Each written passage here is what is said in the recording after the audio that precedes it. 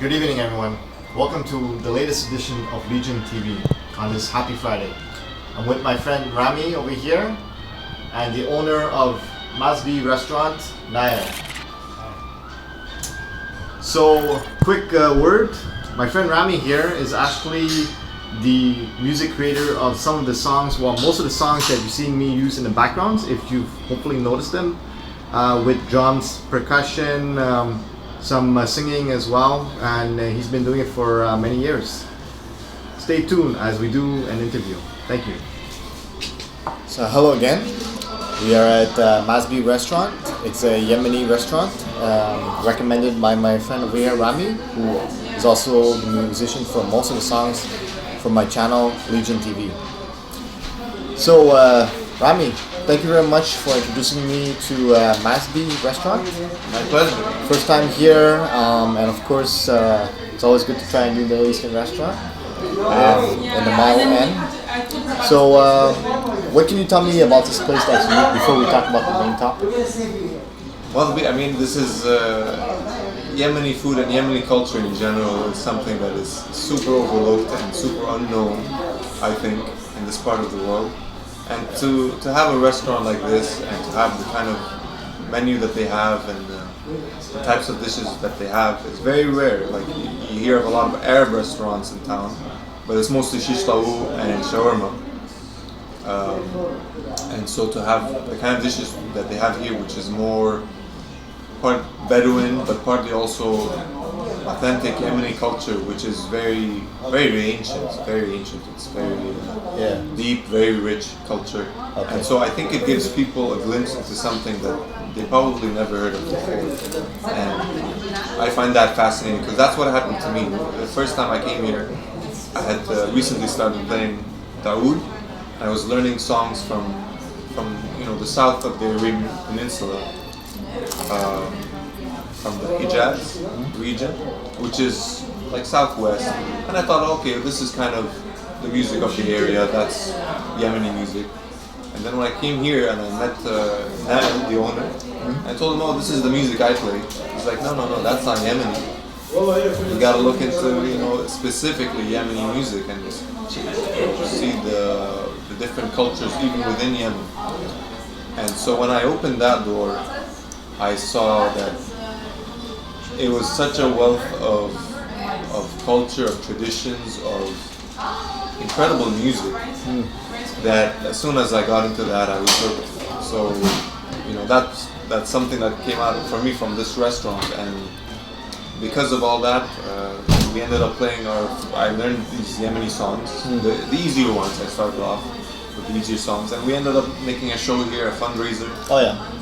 Actually 2 shows in one day, a fundraiser for Yemen, because for the past 5 years now, over 5 years, Yemen has been in a very brutal war that's affected, just like in most wars, has affected the innocent, has affected just civilians and children.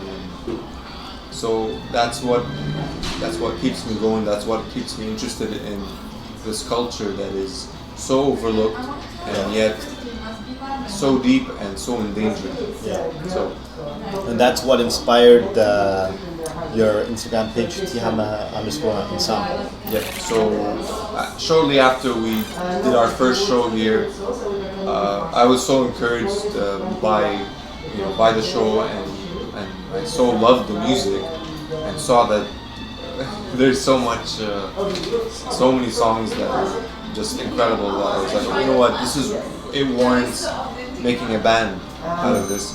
Not only that, but the fact that there's nobody in town that I know at least on a professional level, not that I'm a professional, I'm still learning. But Still very good already. Nobody plays this music. I play this music to Arabs and they don't recognize it. They're like, what is this? And these are even the pop songs. So when you go deep, you go into the really complex stuff, the really ancient stuff. It's so obscure, nobody knows it, nobody's playing it. And even like the people who know this stuff, who studied it, they saw how important it is and how valuable it is. that they made an effort to make it a UNESCO heritage, like cultural thing to protect. Yes.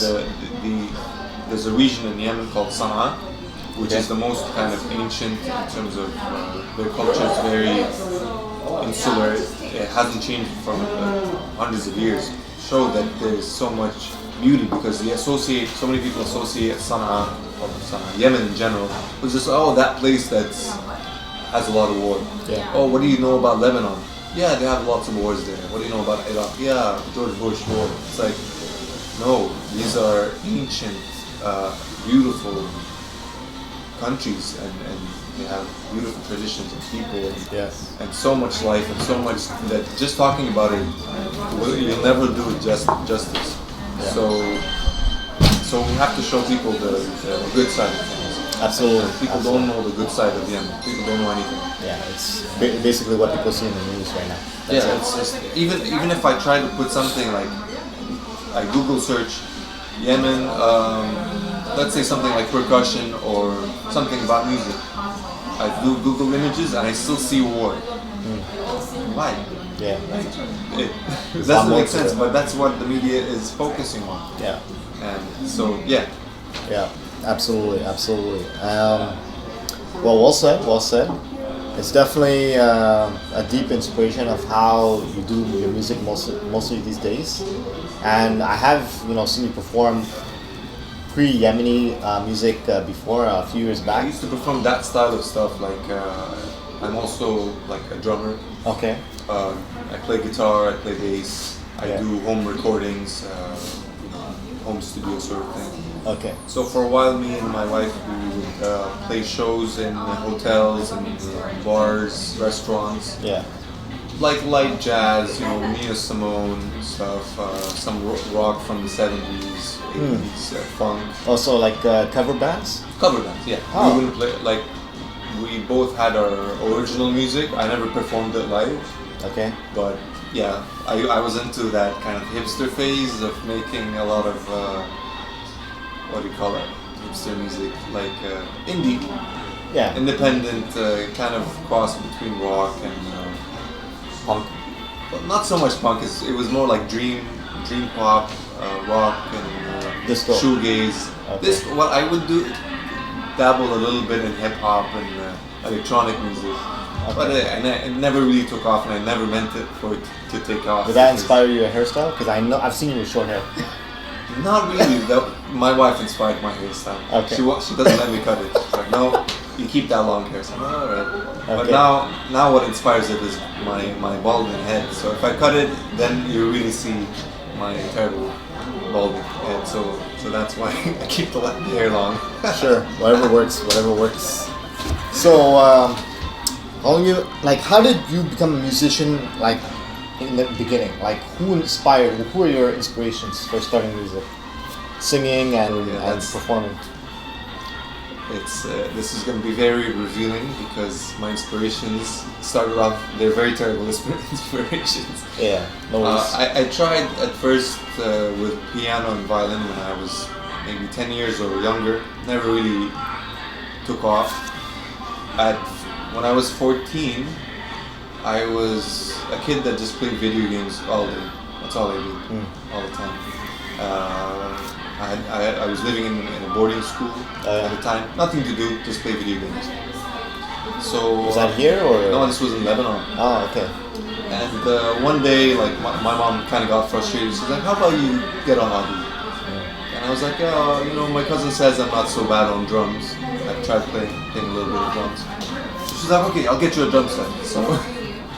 So that's where I started on drums when I was 14, and it really cut down how much I played video games, and I was obsessed with the drums. I'd play every day. I'd have to stop at like 6 p.m. because the neighbors would complain.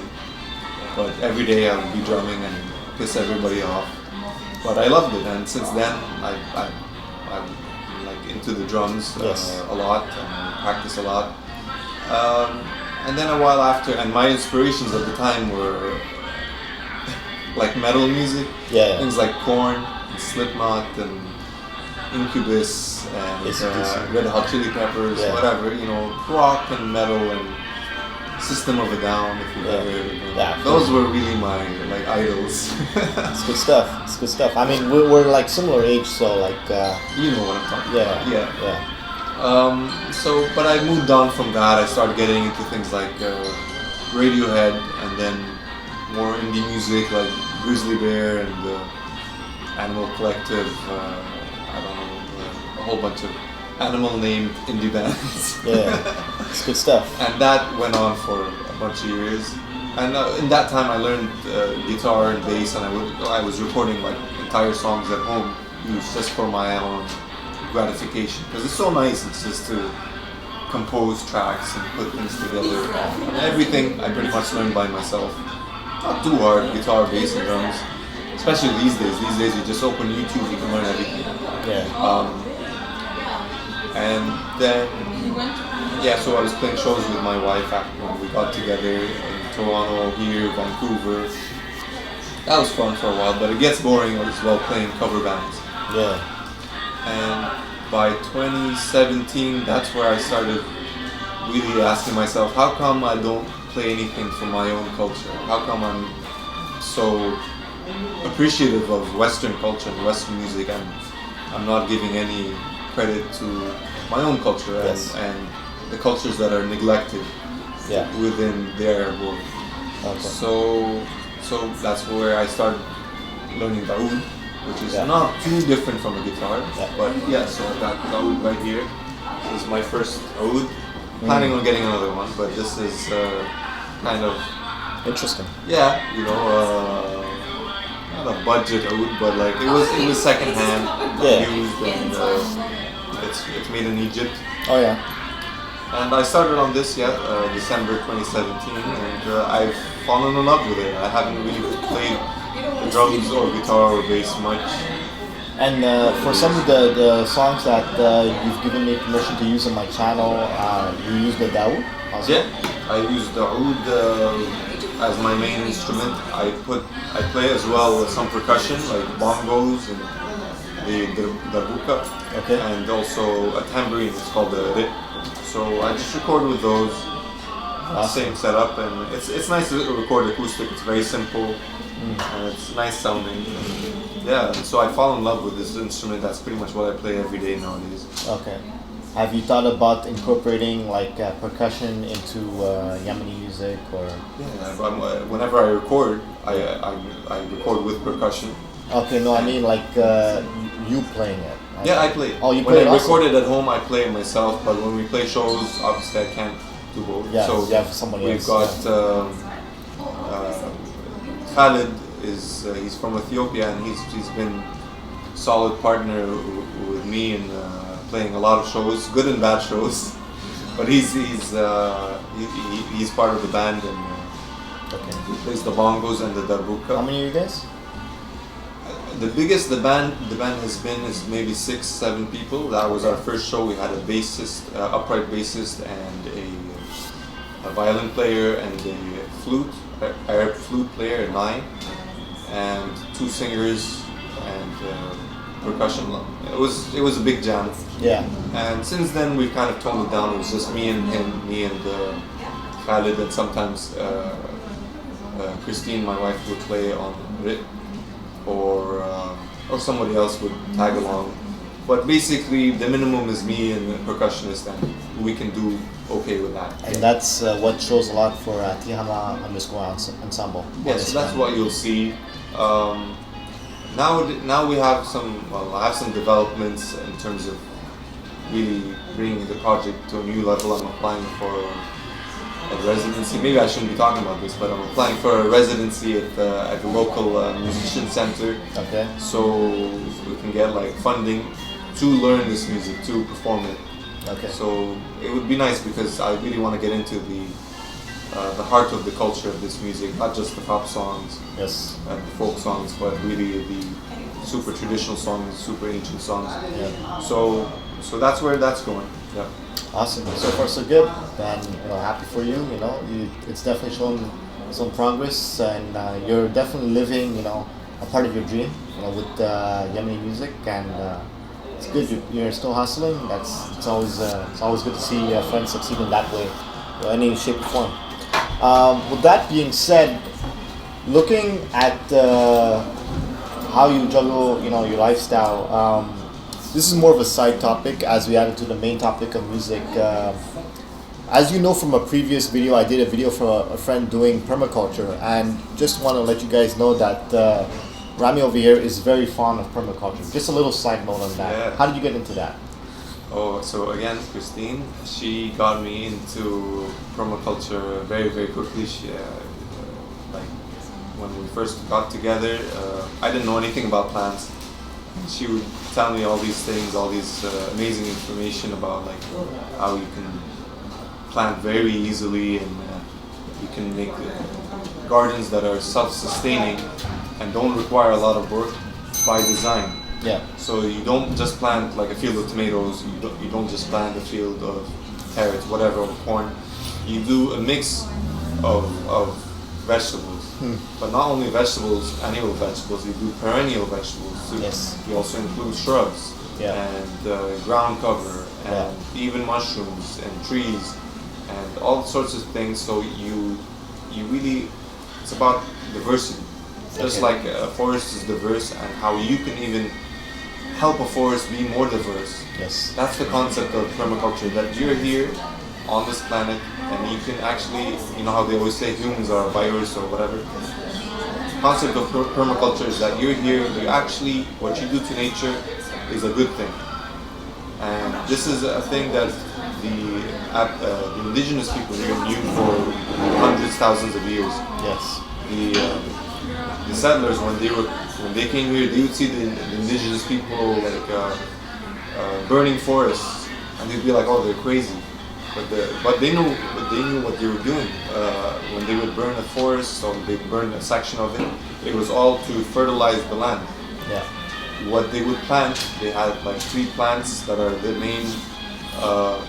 It's like the cornerstone of permaculture for annual vegetables is corn, bean, and squash. What they call the 3 sisters.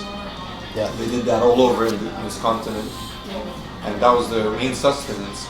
And the beautiful thing about these 3 plants is that they all complement each other. Yeah. For people who practice permaculture, they know that this is kind of the perfect symbiosis. And these 3 plants also didn't come from just nature as it is. People modified them, not GMO the modern way, but over hundreds of years. For corn to start off from something that looks like grass to what it is today. Yeah. So it's all natural, symbiotic relationships between people and plants. That so it's good both ways for the animal world, for the plant world, and for humans. Yeah. So one thing I can say about Rami over here, full of discipline and intellect. Because I mean, like it goes to show, like you've definitely juggled a lot over the years, and I also know about your PhD. If you want to let them know, which is so similar to what you do with permaculture. It's similar in terms of what I studied for years and years at Concordia, bachelor's, sort of a master's that became a PhD, is building engineering, which is sustainable building engineering, focusing on the design of buildings so that they are sustainable by design, by the use of materials, the amount of energy they consume, things like that. I won't bore you with the details, but where it goes along with permaculture is the idea of you're building in harmony with nature. What I didn't really appreciate in the academic context is how they try to just look at the details with never looking at the big picture. So it would be like, oh, let's study the attic of a building that is located in the Arctic. See how the moisture collects. Well, okay, that's interesting, but like, are we looking at also the big picture? When you build a building, it's not just about that and how much, like a building floating in space and how much energy is it consuming. What's around it? How does it affect the society? How does it affect the community? How does it affect where you're going to plant? The fact that you put a tree in front, that if it's deciduous or coniferous, affects the energy of the building, and also affects you as to, well, what kind of trees? Is it going to give you fruit? Is it going to fertilize the land? So permaculture is the idea of seeing everything as interconnected and that you play a role in the positive effects that all things can have by design. So that's what I appreciate. I think permaculture looks a little bit into building design. Yeah. Me personally, I've really looked into it. That's my specialty. Yes. But it all kind of it all complements each other, I would say. Not only did he study it, he lives it every single day. Yeah, I mean, I want to get into building because as an engineer, you know, you don't build. You learn how to design. You know how to do things on paper on the computer. Yeah. But then they never teach you how to put like two pieces of wood together. That you learn by yourself, and you learn by renovating your house, whatever. So that's what I want to get into. I want to start building natural homes. Yeah. Built out of like the most basic economic materials, but as well natural, without plastics, without concrete, cement, steel. Minimize the use of these materials because they're not necessary. You find that you can build super ecological house, super airtight and insulated without all of these materials. And hopefully, one of the projects we want to do soon is to do it in Ganawagi, which is the closest Mohawk reserve to Montreal, only 10 minutes, 15 minutes away by car, and to build a straw bale house that is just kind of not a tiny house, but a mini house, straw bale, very simple structure, and as cost effective as possible, and with the least amount of plastics and sheet, like membranes and whatever industrially produced things, and rely mostly on things that just come from nature or recycled, like cellulose or whatever. I won't get into the technical stuff, but it takes a lot into consideration. But it's amazing. You really deep dive into everything to make it work, and that's definitely impressive, and that's why you've been successful and you've gone this far. So for our viewers, I just want to, if you don't mind, maybe play a little bit without distracting the other customers here. See how you did with the Daoud. You want with singing or without singing? Whatever you want. Maybe I can just do it. Maybe we'll just do it instrumental. Yeah.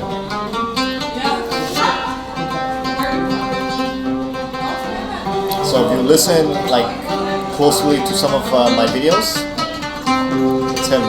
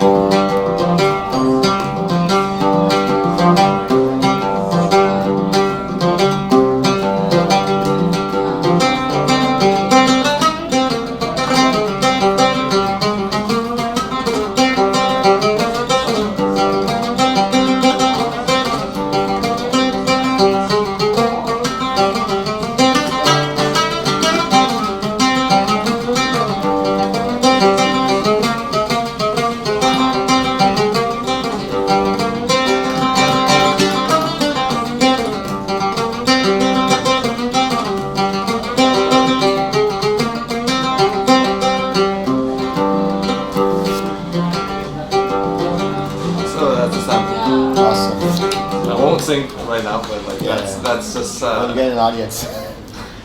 Awesome, that was well done. First time, I mean, it's been a while since I've seen you perform, but in person. But it's definitely well done, and goes to show that you've definitely put a lot of practice into it. Yeah, no, I'm in love with the instrument and try to practice every day, but you know, juggling.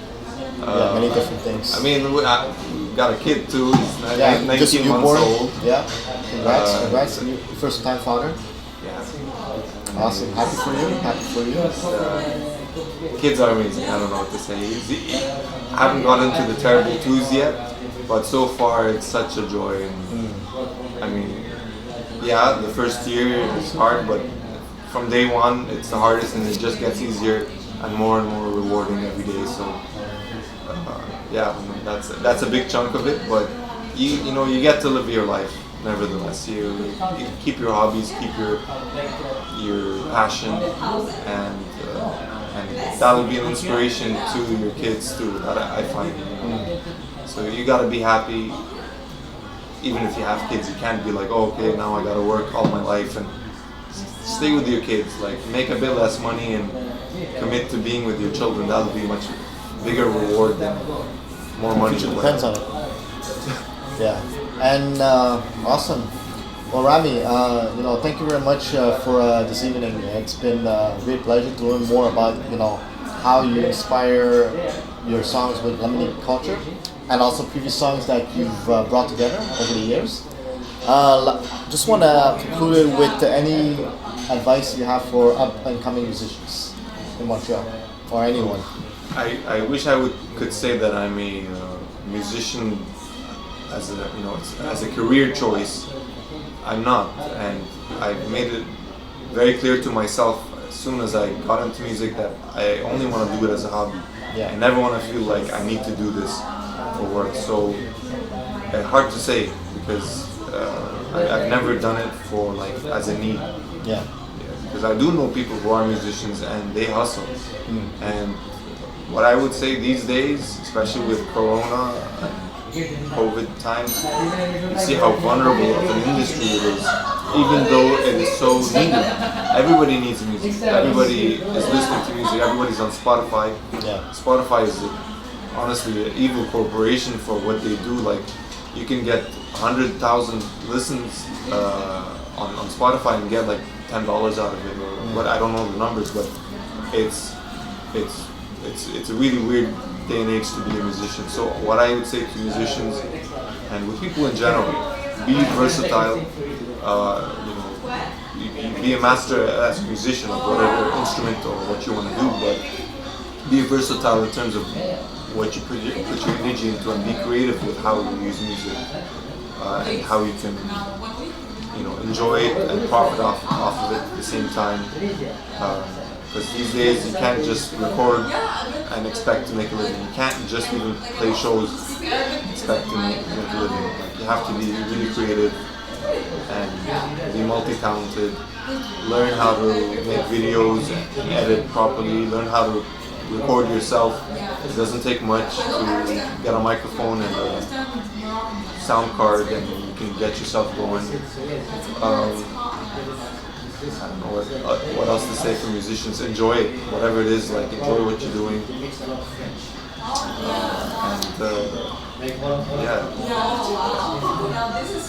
True say. That's music. You have to enjoy it. And versatility and passion. Music is essential. It's essential, but it's not treated as essential, unfortunately. And people are hustling as musicians, especially if that's their only source of income. Yeah. Everybody's now on YouTube recording themselves doing whatever, or just trying to keep their relevance. Yeah. But also actually I think what's a good thing to know as a musician, taking it seriously, know how to write grants. Know how to, because a lot of the money, it's not from people at bars coming in to visit, but the government or like certain divisions of the government or whatever subsidies are available. Know about those, like research what's available, and know how to write a good grant so that you secure it. And once you start, if you get one grant, then it opens the way up for the next ones. And I know some people, they pretty much write a grant every year, every few months, and that's how they make a living. Awesome. Yeah, so learn how to write a grant. Know what some notes aspiring artists can take. Well said. I never had to write an artist grant. Well, I tried it, but I never got a grant. Well, but those are some steps at least, that for people who don't know. I mean, so it's never been my main focus, so it never really bothered me not to get a grant. But it's good. It's a good skill to have, to be able to convince a body that does have money, entity that does have money, to give you money. You gotta convince them, why should they give you money? So learning how to do that is a good thing as well. Thank you. Thank you for mentioning that. Well, everyone, thank you very much for your time this evening or morning, whatever time zone you're watching from. This is Rami from Tihamah _Ensemble. I'll put the hashtag link on the video. And you can follow him and keep up to date with his latest gigs. I'm sure he'll be performing when things get back to normal again. And that's it. Rami, thank you very much. Thank you. Thanks, James. Peace.